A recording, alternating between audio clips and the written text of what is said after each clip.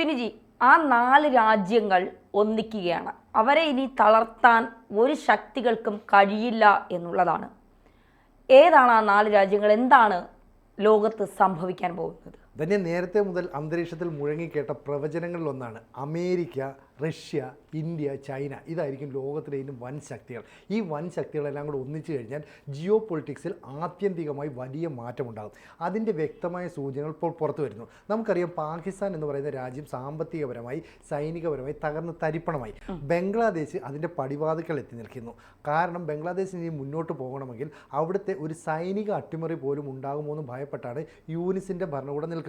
യൂനിസ് ഭരണകൂടം എന്ന് പറയുന്നത് ഔദ്യോഗികമായ സർക്കാരല്ല, ഭരണം പിടിച്ചെടുത്ത ആൾക്കാരാണ്, അതായത് ജമാഅത്ത് ഇസ്ലാമി ടീം. അപ്പോൾ ഈ പാകിസ്ഥാനും ബംഗ്ലാദേശും ഒക്കെ പേടിക്കുന്നത് എന്താണെന്ന് വെച്ചാൽ ഇതുവരെ ലഭ്യമായിരുന്ന അമേരിക്കയുടെ സഹായം പെട്ടെന്ന് നിലയ്ക്കുകയാണ്. അമേരിക്ക പ്രഖ്യാപിച്ചു ഇത്രയും നാൾ നൽകിയിരുന്ന എയ്ഡ്, സാമ്പത്തിക സഹായം ഉൾപ്പെടെ നിർത്തിവെക്കാൻ. അപ്പം ബംഗ്ലാദേശിനും പാകിസ്ഥാനും മുന്നോട്ട് പോകാനുള്ള ഒരു ഇന്ധനം അത് തന്നെ ഇല്ലാതാകുകയാണ്. ഇവിടെ മറ്റൊരു ഘട്ടം എന്ന് പറയുന്നത് ചൈന ഇന്ത്യയുമായി കൂടുതൽ അടുക്കുന്നു. നാൾ പാകിസ്ഥാൻ പ്രതീക്ഷിച്ചത് ചൈനയിൽ നിന്ന് വലിയ സപ്പോർട്ട് കിട്ടുമെന്നാണ്.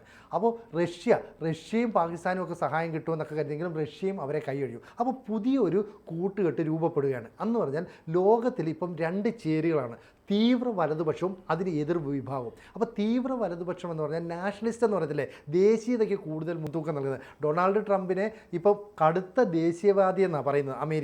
അമേരിക്കയ്ക്ക് വേണ്ടി എന്തും ചെയ്യും. അതുപോലെ തന്നെയാണ് നമ്മുടെ നരേന്ദ്രമോദി, അല്ലേ? ഇന്ത്യയെ സംബന്ധിച്ചിടത്തോളം വലിയ ഹിന്ദുത്വ അജണ്ട ഉണ്ടെന്നൊക്കെ പറയുമെങ്കിലും രാഷ്ട്രത്തിന് വേണ്ടി, ദേശീയതയ്ക്ക് വേണ്ടി നിലകൊള്ളുന്ന പ്രധാനമന്ത്രിയാണ്. ഡൊണാൾഡ് ട്രംപിനും നരേന്ദ്രമോദിക്കും ഒപ്പം പുടിൻ വരുന്നു. പുടിനും റഷ്യ എന്ന് പറയുന്ന രാജ്യത്തിന് വേണ്ടിയിട്ടാണ് ഉക്രൈനുമായിട്ട് യുദ്ധം ചെയ്യുന്നത് പോലും. ഉക്രൈൻ്റെ കുറേ ഭാഗം പിടിച്ചിട്ട് റഷ്യയെ സ്ട്രോങ് ആക്കുക. അങ്ങനെയുള്ള പുടിൻ എല്ലായ്പ്പോഴും നരേന്ദ്രമോദിയെ പ്രോത്സാഹിപ്പിക്കുന്നുണ്ട്, പുകഴ്ത്താറുണ്ട്. അതുപോലെ തന്നെ ഡൊണാൾഡ് ട്രംപും പുടിനും തമ്മിൽ നല്ല ബന്ധമാണ്. പുടിൻ നേരത്തെ തന്നെ ട്രംപിനോട് പറഞ്ഞിരുന്നു, നിങ്ങൾ അധികാരത്തിലെത്തുവാണെങ്കിൽ യുദ്ധം അവസാനിപ്പിക്കണം. അപ്പോൾ ഉക്രൈനുമായിട്ടുള്ള യുദ്ധം മൂലം റഷ്യ സാമ്പത്തികമായി ഒരുപാട് ബുദ്ധിമുട്ടുന്നു, സൈനികപരമായി ബുദ്ധിമുട്ടുന്നു. അതുകൊണ്ട് തന്നെ ട്രംപ് വന്നാൽ ഈ യുദ്ധം 24 മണിക്കൂർ കൊണ്ട് അവസാനിപ്പിക്കുമെന്ന് പറയും. അത് ചെയ്യണേ എന്നാണ് പറയുന്നത്. ഷീ ജിൻപിങ് കമ്മ്യൂണിസ്റ്റുകാരനാണ്. പക്ഷേ ഇപ്പം നമ്മൾ മനസ്സിലാക്കുന്നത് അദ്ദേഹം ഒരു വലതുപക്ഷ കമ്മ്യൂണിസ്റ്റ് ആണോ എന്നാണ്. കാരണം അദ്ദേഹത്തിൻ്റെ നിലപാടൊക്കെ ഇവരോടൊപ്പമാണ്. നമുക്കറിയില്ല, ഷീ ജിൻപിങ്ങിനെ ഈ ഡൊണാൾഡ് ട്രംപിൻ്റെ സത്യപ്രതിജ്ഞ ചടങ്ങിലേക്ക് നേരിട്ട് ക്ഷണിച്ചു. അപ്പം ഷീ ജിൻപിങ് എന്ന് പറയുന്ന ആളിനെ വിശ്വസിക്കാനൊന്നും പറ്റില്ല, ചൈനയെ വിശ്വസിക്കാൻ പറ്റില്ല. എങ്കിലും അവരുമായിട്ട് യുദ്ധത്തിനല്ല, പകരം ഒരു ട്രേഡിന്, കച്ചവടത്തിന് അങ്ങനെ ഊന്നി മുന്നോട്ട് പോകാനാണ് ഈ അമേരിക്കയെ ശ്രമിക്കുന്നത്. അപ്പോൾ ചൈന ഈ ഡെംചോക്ക്, ഡെപ്സാങ് തുടങ്ങിയ സ്ഥലങ്ങളിൽ നിന്ന് അവിടുത്തെ സൈനികരെയൊക്കെ പിൻവലിച്ചല്ലോ. അത് ഇന്ത്യയുമായിട്ടുള്ള സൗഹൃദം കൂടുതൽ ദൃഢമാക്കാൻ വേണ്ടിയാണ്. എന്തെങ്കിലും കാരണവശാൽ അമേരിക്ക ചൈനയ്ക്ക് പണി കൊടുക്കുകയാണെങ്കിൽ ഇന്ത്യയെ ഒരു മീഡിയേറ്ററായിട്ട് നിർത്തി പ്രശ്നങ്ങൾ പരിഹരിക്കണമെന്നാണ് പറയുന്നത്. അപ്പോൾ ഈ രാജ്യങ്ങൾ തമ്മിൽ പരസ്പരം ഏറ്റുമുട്ടില്ല, പക്ഷേ പരസ്പരം സഹകരണം വേണം. ഇപ്പോൾ സ്പേസിൻ്റെ കാര്യത്തിലുള്ള വലിയ വികസനം, വലിയ കാഴ്ചപ്പാടുകളുണ്ട്. അതുപോലെ തന്നെ അന്താരാഷ്ട്ര തലത്തിലുള്ള കച്ചവടം, എണ്ണയുടെ ബിസിനസ്, ഇതിലെല്ലാം തന്നെ ഈ 4 രാജ്യങ്ങളും തമ്മിൽ നല്ല ബന്ധം പുലർത്തണം. ഇതിന് ഇടനില നിൽക്കുന്നത് ഇലോൺ മസ്കാണ്. അപ്പം മസ്ക് എന്ന് പറയുന്നത് വലിയൊരു വ്യാപാരിയാണ്, കച്ചവടക്കാരനാണ്, ട്രംപിൻ്റെ മനസാക്ഷി സൂക്ഷിപ്പുകാരാണ്. അപ്പോൾ അദ്ദേഹം ഇടപെട്ട് ഈ രാജ്യങ്ങളെല്ലാം ഒന്നിപ്പിക്കുന്നു. ഇതിനിടയിൽ തന്നെ അമേരിക്ക അവരുടേതായ നിലപാട് കാത്തു സൂക്ഷിക്കുന്നുണ്ട്. ഇപ്പം ഗുർപത്വന്ത് സിംഗ് പൻവൻ എന്ന് പറയുന്ന ഒരു ഖലിസ്ഥാൻവാദി ഈ ഡൊണാൾഡ് ട്രംപിൻ്റെ ഇനാഗുറൽ ചടങ്ങിൽ പങ്കെടുക്കുന്നു.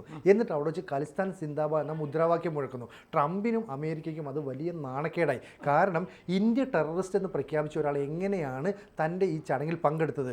അപ്പോൾ ഖലിസ്ഥാൻവാദികളെ, അതുപോലെ തന്നെ ഇന്ത്യക്കെതിരായ നിലപാട് സ്വീകരിക്കുന്ന വിദ്യാർത്ഥികൾ, അധ്യാപകർ, ഈ കോളേജുകളിൽ കേന്ദ്രമാക്കി പ്രവർത്തിക്കുന്ന ഇന്ത്യ വിരുദ്ധ നിലപാട് സ്വീകരിക്കുന്ന ഇവരെ മുഴുവൻ ഡീപ്പോർട്ട് ചെയ്യാൻ തീരുമാനിക്കുന്നു. ഇതിന് ട്രംപ് നിലപാടെടുക്കുകയും രാത്രി 11 മണിക്ക് റെയ്ഡ് ചെയ്ത് ഇത്തരക്കാരെ കണ്ടെത്തുകയും ചെയ്യുന്നു. അപ്പോൾ അമേരിക്കയുടെ നിലപാട് വ്യക്തമാണ്. അതുകൊണ്ട് തന്നെ അടുത്ത മാസം ഡൊണാൾഡ് ട്രംപിനെ കാണാൻ ഇന്ത്യയിലെ നരേന്ദ്രമോദി അങ്ങോട്ടേക്ക് പോകുന്നു. അപ്പം ബന്ധം ഊഷ്മളമാണ്. മാത്രമല്ല അമേരിക്ക ചൈനയ്ക്കെതിരെ കൃത്യമായി ചില നിലപാട് സ്വീകരിക്കുന്നു. അതായത് ചൈനയ്ക്ക് ചുറ്റും അമേരിക്ക ഒരു സൈനിക വലയം തന്നെ വെച്ചിട്ടുണ്ട്. ചൈനയുടെ ശത്രുരാജ്യം ജപ്പാനിൽ അമേരിക്കയ്ക്ക് വലിയൊരു ആർമി ക്യാമ്പുണ്ട്, ബേസ് ക്യാമ്പുണ്ട്. അതുപോലെ തന്നെ നേവി സംവിധാനങ്ങളുണ്ട്. അപ്പോൾ ഈ സംവിധാനങ്ങളൊക്കെ എന്തിനാണെന്ന് വെച്ചാൽ ഏതെങ്കിലും കാരണവശാൽ ചൈന അമേരിക്കയ്ക്ക് പണിയുമായി വന്നാൽ കയറി അറ്റാക്ക് ചെയ്യണം. ഗുവാം എന്ന് പറയുന്ന മറ്റൊരു അതിർത്തിയുണ്ട്, അവിടെയും ഈ വലിയൊരു ബേസ് ക്യാമ്പുണ്ട്, ആർമി ക്യാമ്പ്. ഇത് ചൈനയെ നേരിടാൻ വേണ്ടി മാത്രം അമേരിക്ക സൃഷ്ടിച്ചെടുത്താണ്.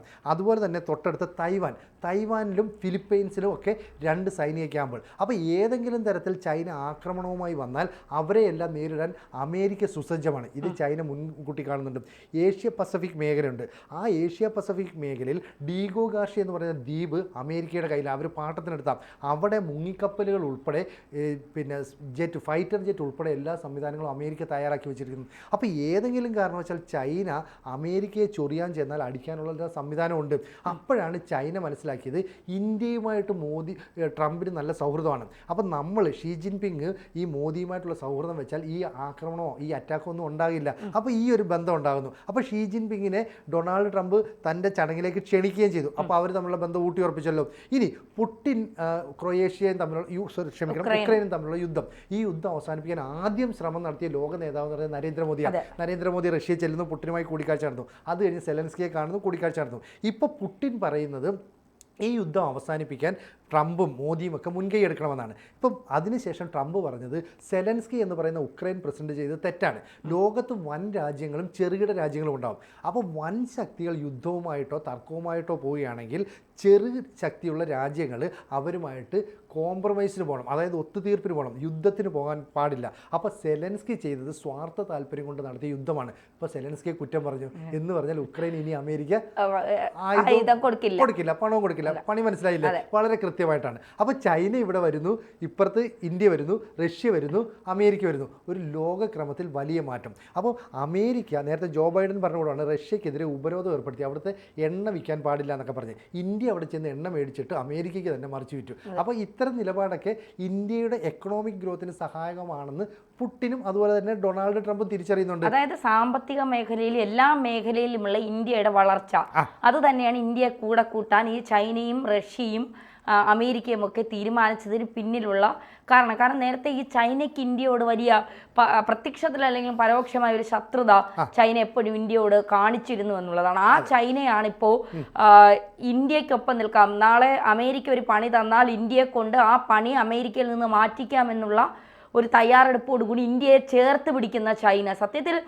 നമ്മുടെ ഇന്ത്യ മാറുകയാണല്ലേ, എല്ലാ രാജ്യങ്ങൾക്കും സ്വീകാര്യമുള്ളൊരു രാജ്യമായി വലിയ ശക്തികൾക്കൊപ്പം നിൽക്കുന്ന തരത്തിലേക്ക് ഇന്ത്യ മാറി തുടങ്ങി എന്നുള്ളതാണ്. അതെ, ഒരു സ്വതന്ത്ര വിദേശ നയമുണ്ട് ഇന്ത്യക്ക്. അത് മാത്രമല്ല, ഇപ്പം നമ്മുടെ സിലിഗുരി കോറിഡോർ എന്ന് പറയുന്ന സ്ഥലമുണ്ട്, അതായത് ചിക്കനൊക്കെ എന്നൊക്കെ പറഞ്ഞില്ലേ, ആ ഭാഗത്ത് ബംഗ്ലാദേശും പാകിസ്ഥാനും ചേർന്നൊരു ആക്രമണമൊക്കെ നടത്താം. എന്നിട്ട് ഇന്ത്യയിലെ ചില സംസ്ഥാനങ്ങൾ പിടിച്ചെടുത്ത് വിശാല ബംഗ്ലാദേശ് ഉണ്ടാക്കാം. പ്ലാനുണ്ട്. ആര് സഹായിക്കണം? ചൈന. ഇപ്പം തന്നെ പറയുന്ന പോലെ ആ ചൈനയാണ് ഇന്ത്യയുമായിട്ട് കൈകോർക്കുന്നത്. അപ്പം ഈ ചൈനയുടെ സഹായം ഇനി അവർക്ക് കിട്ടില്ല. അപ്പോൾ പാകിസ്ഥാനും ബംഗ്ലാദേശും കുറച്ച് വെള്ളം കുടിക്കും, ഒന്നും ചെയ്യാൻ പറ്റില്ല. അപ്പോൾ ചൈനയും നന്നായിട്ട് ഊഞ്ഞാലാടാനുള്ള എല്ലാ സാധ്യതയാണ്. അപ്പോൾ ഈ യൂനിസിനി എന്ത് ചെയ്യുമെന്ന് അറിയത്തില്ല, അതുപോലെ ഷഹബാസ് ഷെരീഫ് എന്ന് പറയുന്ന പാക് പ്രധാനമന്ത്രിക്ക് എന്ത് ചെയ്യണമെന്ന് അറിയത്തില്ല. ഇവരെല്ലാം നേരിടുന്ന ഒരു പ്രധാന പ്രശ്നം പാകിസ്ഥാനിൽ എപ്പോൾ വേണമെങ്കിലും ആഭ്യന്തര കലാപം പൊട്ടിപ്പുറപ്പെടാം. ബംഗ്ലാദേശിൽ ഒന്നുകിൽ ആഭ്യന്തര കലാപം അല്ലെങ്കിൽ പട്ടാള അട്ടിമറി, രണ്ടിലൊന്നും സംഭവിക്കാം. അപ്പം ബംഗ്ലാദേശിൻ്റെയും പാകിസ്ഥാൻ്റെയും കാര്യം തീരുമാനമല്ലോ. അപ്പോൾ ഇത്തരത്തിലുള്ള ചെറുകിട രാജ്യങ്ങൾ കൂടുതൽ കളിക്കാനൊന്നും നിൽക്കേണ്ട, ഞങ്ങൾ ഇന്ത്യയും അമേരിക്കയും റഷ്യയും ചൈനയും ഈ കാര്യങ്ങളൊക്കെ തീരുമാനിക്കും. എന്തിന്? UK-യും ഫ്രാൻസും ജർമ്മനിയും ഉൾപ്പെടെയുള്ള രാജ്യങ്ങൾ പോലും ഈ 4 രാജ്യങ്ങൾ പറയുന്നതിനോട് ഒപ്പം നിൽക്കണം. അപ്പോൾ ഈ 4 രാജ്യങ്ങളുടെയും തലവന്മാർ, ഇപ്പോൾ Putin, Xi Jinping, Donald Trump, Narendra Modi, ഈ 4 പേരുടെയും സ്വഭാവത്തിൽ ഏതാണ്ട് സമാനതകളുള്ള ഒരുപാട് കാര്യങ്ങളുണ്ട്. ഏറ്റവും പ്രധാനം ദേശീയതയാണ്. അവർക്ക് സ്വന്തം രാജ്യം കഴിഞ്ഞിട്ടേ ഉള്ളൂ മറ്റു കാര്യങ്ങൾ. ബാക്കി ഒരു കാര്യത്തിൽ ഇവർ തീവ്രവാദത്തിനും എല്ലാവരും എതിരാണ്.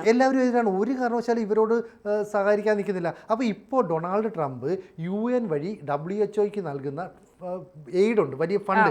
ഈ ഫണ്ട് മുഴുവൻ ഈ പലസ്തീനും അതുപോലെ തന്നെ ഹമാസും ഹിസ്ബുള്ളയും പോലെയുള്ള ആളുകൾ ദുരുപയോഗം ചെയ്യാമെന്ന് ട്രംപ് തിരിച്ചറിഞ്ഞു. അതുകൊണ്ട് ട്രംപ് പറഞ്ഞു, ഇനി അത്തരം ഫണ്ടൊക്കെ ഞങ്ങൾ നിർത്തിവെക്കുകയാണ്. ഒരു 90 ദിവസം ഇതിൻ്റെ കണക്കൊക്കെ പരിശോധിക്കും, അതിനുശേഷം ഫണ്ട് നൽകണോ ഇല്ലയോ എന്ന് തീരുമാനിക്കും. അങ്ങനെ ഫണ്ട് കിട്ടിയില്ലെങ്കിൽ ഈ പാകിസ്ഥാനിലെ തീവ്രവാദികളുടെ കാര്യം തീർന്നു, ബംഗ്ലാദേശിൽ അട്ടിമറി നടത്തിയവരുടെ കാര്യം തീർന്നു. അപ്പോൾ ചൈനയും ഇന്ത്യയും റഷ്യയും അതുപോലെ തന്നെ ഈ പറയുന്ന അമേരിക്കയും കൂടെ പുതിയൊരു പദ്ധതിയുമായിട്ട് മുന്നോട്ട് പോകുന്നു. സ്പേസിൽ പുതിയ പരീക്ഷണങ്ങൾ നടത്താൻ പോകുന്നു, ട്രേഡിൽ വലിയ മാറ്റങ്ങൾ ഉണ്ടാക്കാൻ പോകുന്നു. അപ്പോൾ ലോകക്രമത്തിൽ ഇനി ഇവർ കാര്യങ്ങൾ തീരുമാനിക്കും. അപ്പം ആ 4 പേർ ആരാണെന്നുള്ളത് ലോകം എപ്പോഴും ചർച്ച ചെയ്തുകൊണ്ടിരിക്കുകയാണ്. അപ്പോൾ അവർ കാണുകയാണ് ഈ പുത്തൻ താരോദയങ്ങൾ, ഇവരുടെ നിലപാടുകളൊക്കെ സമാനമാണ്. മാത്രവുമല്ല, ഈ വർഷം അവസാനം ക്വാഡ് ഉച്ചകോടി ഇന്ത്യയിൽ നടക്കാൻ പോകുന്നു.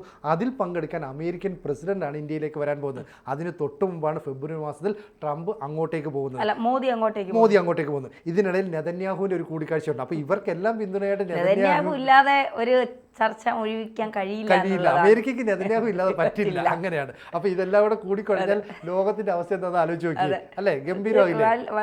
ഭയങ്കര. നമ്മളൊക്കെ രാജ്യങ്ങൾ തന്നെ അമ്പരക്കുന്ന, ലോകരാജ്യങ്ങൾ തന്നെ അമ്പരന്ന് നിൽക്കുന്ന ഒരു ശക്തിയായി ഈ 4 രാജ്യങ്ങളും വളരുന്നു എന്നുള്ളത് നമ്മളെ അമ്പരപ്പിക്കുന്നത് തന്നെയാണ്. അതിൽ നമ്മൾ ഇന്ത്യക്കാരായതിൽ അഭിമാനിക്കുകയും കൂടി ചെയ്യും. കരയുന്നവരുടെ കാര്യം കൂടെ ഓർക്കണം. ബംഗ്ലാദേശും പാകിസ്ഥാനും മാറിയിരുന്ന് നെഞ്ചത്തടിച്ച് കരയുന്ന അവസ്ഥയാണ് സംജാതമായിരിക്കുന്നത്.